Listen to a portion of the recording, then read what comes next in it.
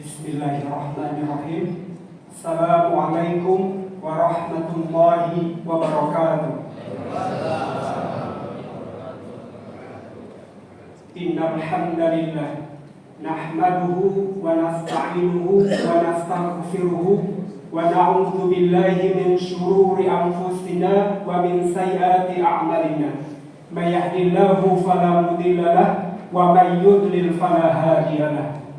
Asyhadu an la ilaha illallah wahdahu la syarika lah wa asyhadu anna Muhammadan abduhu wa rasuluh wa ala alihi wa sahbihi ajma'in wa man tabi'ahum bi ihsani ila yaumiddin.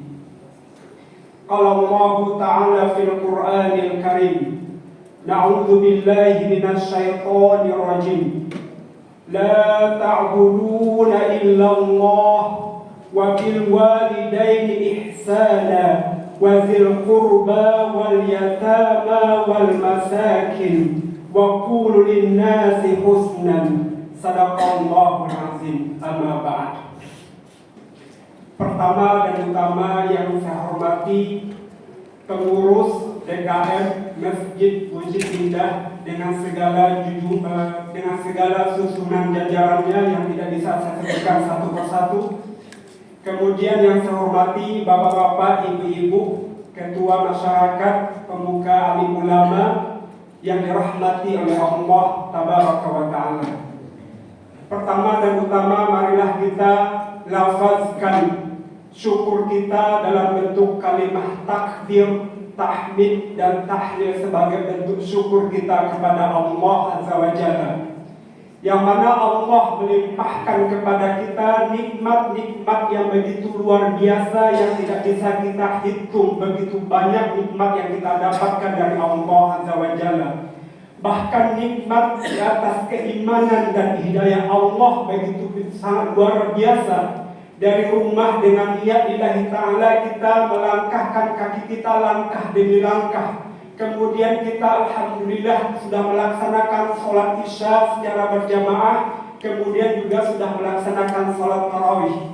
Semoga amal ibadah kita diterima oleh Allah Tabaraka wa Ta'ala sesuai dengan kaidah yang disampaikan oleh Allah, la in syakartum la azidannakum wa la in kafartum inna azabi lasyadid. Allah berfirman bahwa barang siapa yang mensyukuri segala nikmat-nikmatku, baik nikmat yang kecil maupun nikmat yang besar, maka akan Allah tambah nikmatku itu dalam bentuk apa saja. Tetapi apabila hamba-hambaku mengkufuri segala nikmat yang telah aku berikan, maka ingatlah kata Allah, sesungguhnya azabku sangatlah pedih. Jadi level energi dari kata syukur itu adalah bagaimana kita mensyukuri segala apa yang diberikan oleh Allah Subhanahu wa Ta'ala. Kemudian salawat dan salam selalu tercurahkan kepada junjungan Nabi besar kita, yakni Nabi Muhammad sallallahu alaihi wasallam. Semoga dengan selalu basahnya lisan kita bersalawat kepada Rasulullah yang begitu sangat mencintai kita, begitu sangat menyayangi kita, bahkan Rasulullah mengorbankan jiwa raganya untuk umatnya agar umatnya ini selamat baik di dunia maupun di akhirat. Maka dari itu semoga dengan kita menjalankan, mengamalkan segala sunnah-sunnah yang beliau contohkan, semoga nantinya kita di akhir nanti berada di barisan Rasulullah sallallahu alaihi wasallam. Amin ya rabbal alamin. Jamaah tarawih rahimakumullah. Bahwasanya tadi khatib membacakan surah Al-Baqarah ayat 83. Di situ Allah berfirman, la ta'buduna illallah. Janganlah kalian beribadah kecuali kepada Allah. Artinya bahwasanya pokok dasar dari kita beribadah adalah atas dasar keimanan kita kepada Allah Tabaraka wa Ta'ala. Maka dalam Islam itu ada 3 pokok komponen yang harus kita ketahui. Yang pertama adalah akidah.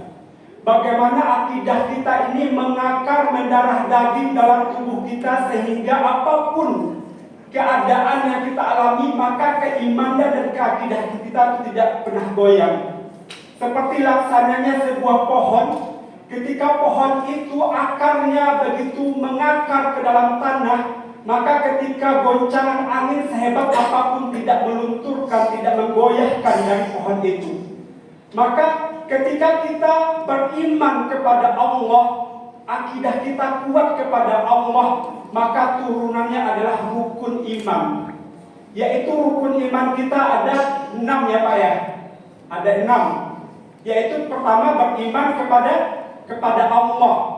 Allah berfirman, "Ya ayyuhalladzina amanu kutiba alaikumusiyam kama kutiba alal ladzina min qablikum la'allakum tattaqun." Yaitu bagaimana Allah memerintahkan, ada kata khusus di situ, ya ayyuhalladzina amanu, bahwasanya yang Allah sendiri itu adalah orang-orang yang beriman. Bagaimana keimanannya dia itu, sehingga apa yang Allah syariatkan dia kerjakan, yaitu dalam bentuk puasa selama sebulan kurang atau sebulan penuh sesuai apa yang Allah perintahkan. Maka ketika kita berpuasa dengan dasar keimanan kita kepada Allah, sehingga dimanapun, baik dalam keadaan kita rame, dalam keadaan kita sepi, ada makanan di rumah, kita sendiri, tetapi dengan dasar keimanan kita kepada Allah, kita tidak mau memakan makanan itu. Karena apa? Karena kita begitu berimannya kepada Allah, sehingga kita tidak mau makan apa yang tadinya halal yang kita makan. Maka beriman kepada Allah itu adalah dasar pokok bagi kita untuk bertauhid, berakidah dalam beragama Islam. Kemudian beriman kepada para malaikat. Kita meyakini bahwasanya apa-apa yang Allah perintahkan itu pasti melalui perantara malaikat. Salah satunya ketika Al-Quran ini diturunkan kepada Nabi Muhammad SAW itu melalui perantara malaikat Jibril. Begitupun juga para malaikat-malaikat lain, yang mana pada suatu ketika nanti tiba masanya kita dijemput oleh malaikat Israel. Artinya ketika kita beriman kepada para malaikat, kita meyakini bahwasanya apa yang Allah perintahkan, apa yang berbentuk ghaib yang tidak terlihat oleh kita, maka bentuknya adalah keimanan kepada Allah. Kemudian beriman kepada para nabi dan para rasul. Kita ketahui bahwasanya nabi dan rasul itu jumlahnya berapa, Pak? Ada 25 yang disebutkan. Wallahu alam berapa banyaknya, tapi disebutkan dalam Al-Quran ada 25. Dan mana para nabi dan para rasul ini adalah salah satu tangannya Allah untuk menyampaikan dakwah dan agama Islam, agama-agama yang disampaikan oleh para nabi dan para rasul itu. Maka ketika Nabi Muhammad adalah khatamul anbiya, yang mana penutup para nabi dan para rasul, dan kita adalah umatnya, maka segala apapun yang Nabi perintahkan, ati Allah wa ati Rasul. Artinya ketika kita mengerjakan apa yang diperintahkan oleh Allah, maka itu juga dilaksanakan oleh Rasulullah SAW sebagai contoh uswatun hasanah. Maka ada kaidah dalam hadis itu, yaitu wa ma yantiqu anil hawa in huwa illa wahyu yuha.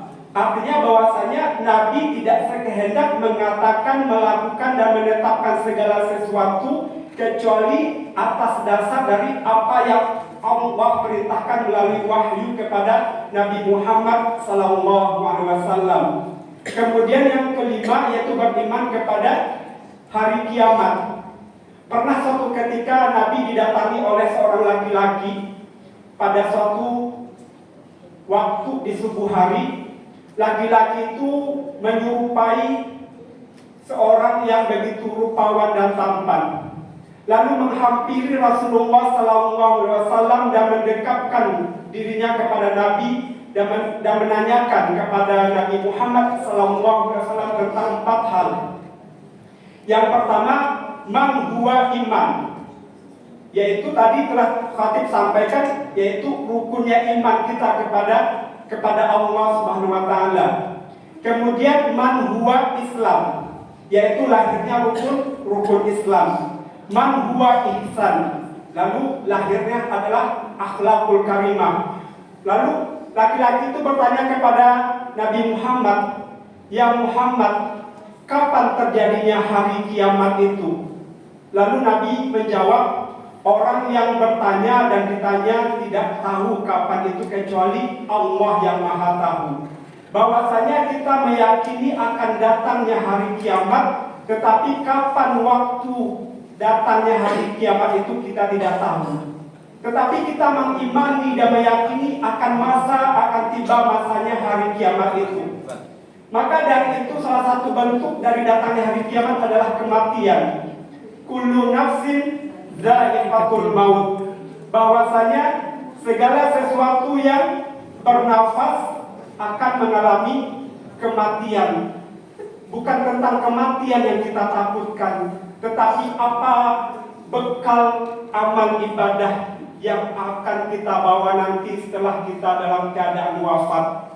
Maka dari itu di dunia ini adalah salah satu ladang bagi kita untuk melakukan amal kebaikan sebanyak mungkin, sehingga nanti di hari kiamat kita akan menuainya. Maka yang keenam yaitu takdir, beriman kepada takdir baik maupun takdir buruk. Maka itulah turunan dari akidah. Yang kedua adalah syariah. Syariah itu segala sesuatu yang Allah perintahkan melalui syariat dan landasan hukum hujah yang kita lakukan. Maka lahirlah turunnya kepada rukun Islam. Rukun Islam kita berapa, Pak? Ada 5. Yang pertama yaitu syahadah. Asyhadu an la ilaha illallah wa asyhadu anna Muhammadur Rasulullah. Artinya bahwasanya ketika kita lahir di permukaan bumi ini, bukankah diwajibkan atau disunahkan bagi bayi itu untuk diazankan? Bahkan bagi orang-orang non-Islam ketika memasuki Islam, maka kunci keyword yang harus dibuka adalah syahadah, yaitu mengucapkan kalimat syahadah sebagai bentuk bahwasanya kita meyakini bahwasanya Allah dan Muhammad itu adalah utusan Allah. Kemudian dalam rukun Islam yang kedua adalah apa, Pak? Yaitu sholat. Sholat yang Allah perintahkan, bahwasanya sholat ini adalah wajib bagi kita untuk kita kerjakan. Bagaimana kewajiban kita adalah mengerjakan segala apa yang Allah perintahkan, termasuk salah satunya adalah sholat. Sholat yang kita kerjakan ketika kita memulainya dengan takbiratul ihram, Allahu Akbar. Ketika kita meyakini bahwasanya kita berada di depan Allah yang begitu maha besar, Allahu Akbar. Dengan meyakini apa yang kita baca, baik baca Al-Fatihah sampai ketika kita tasyahud akhir. Maka dari bacaan itu, ketika kita mengerti apa yang kita baca, maka lahirlah khusyuk terhadap Allah Subhanahu wa taala. Maka ketika kita sholat, kalau pikirannya masih melayang kemana-mana, maka itu berarti belum lahir khusyuknya kita kepada Allah.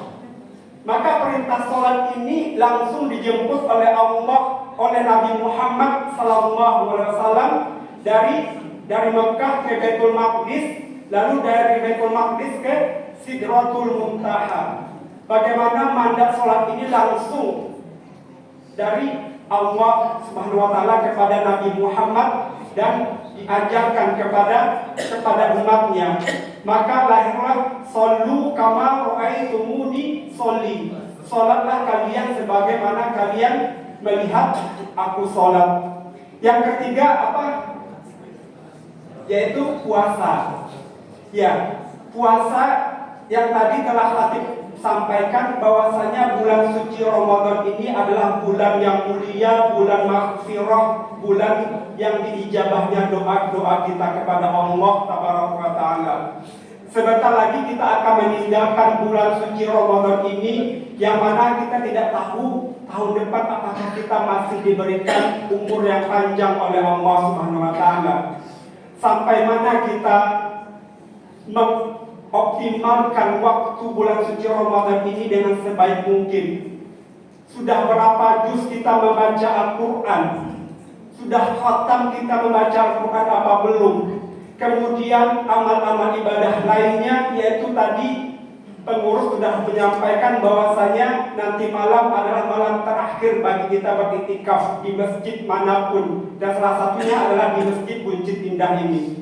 Maka bulan suci Ramadan ini adalah bulannya bagi umat Islam untuk mengoptimalkan ibadahnya, yang mana ibadah yang sunnah itu ganjarannya adalah sama seperti ganjaran ibadah wajib di bulan suci di luar bulan suci Ramadan.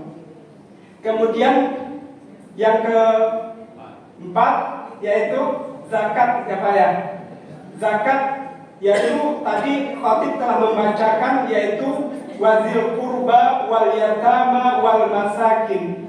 Zakat itu berfaedah untuk mensucikan harta-harta kita agar harta itu berkah dan bermanfaat buat kita. Bagaimana harta yang kita miliki bukan hanya bermanfaat untuk kita di dunia, tetapi juga bermanfaat membawa kita kepada kebaikan dan menjadi berkah untuk kita nanti bawa di akhirat nanti.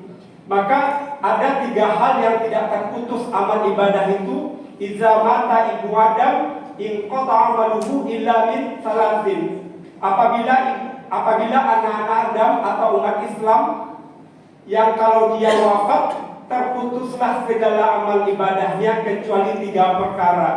Yang pertama yaitu sedekah jariyah. Bagaimana ketika kita mempunyai harta yang berlimpah, harta yang kita miliki, lalu kita manfaatkan dan kita berikan kepada orang lain, orang yang tidak mampu, maka harta itu yang akan mengaliri ketika nanti kita di alam barzakh nanti. Dan salah satunya khatib sendiri merasakan di masjid ini adalah masjid yang penuh dengan santunan. Salah satunya khatib sendiri merasakan bagaimana khatib menyelesaikan S3-nya dari bapak-bapak semua. Kemudian pada hari ini alhamdulillah juga khatib sudah diberikan SK mengajar di UIN Syarif Hidayatullah.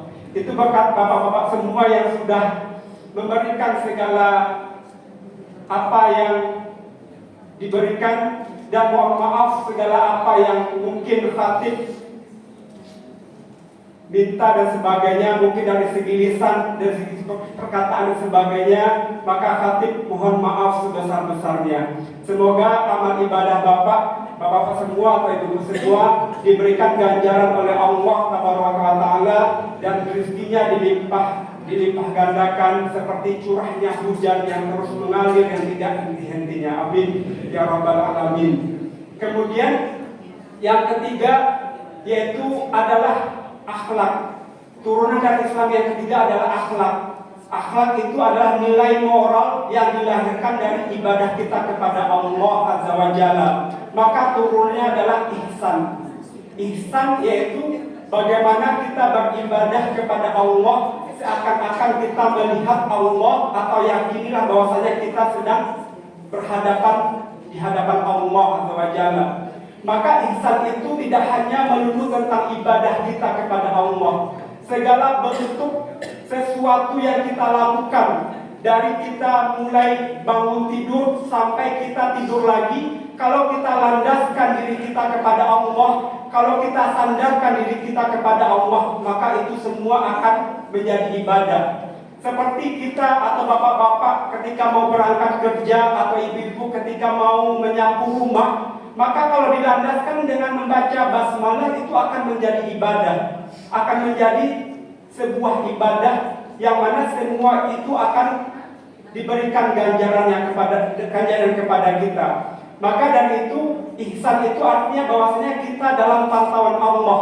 Ketika kita dalam keadaan sendiri maupun dalam keadaan ramai, maka ukuran keimanan kita tidak pernah surut. Maka dari itu segala apapun yang kita lakukan, kalau kita landaskan diri kita kepada Allah, maka lahirlah istiqomah. Semoga dengan istiqomah ini maka kita akan mendapatkan kemenangan, yang mana kemenangan itu kita dapatkan dari semua turunnya tadi, sehingga kita nanti merayakan Idul Fitri dengan penuh kegembiraan, dengan penuh kemenangan, sehingga dosa-dosa kita dihapus oleh Allah Azza wa Jalla.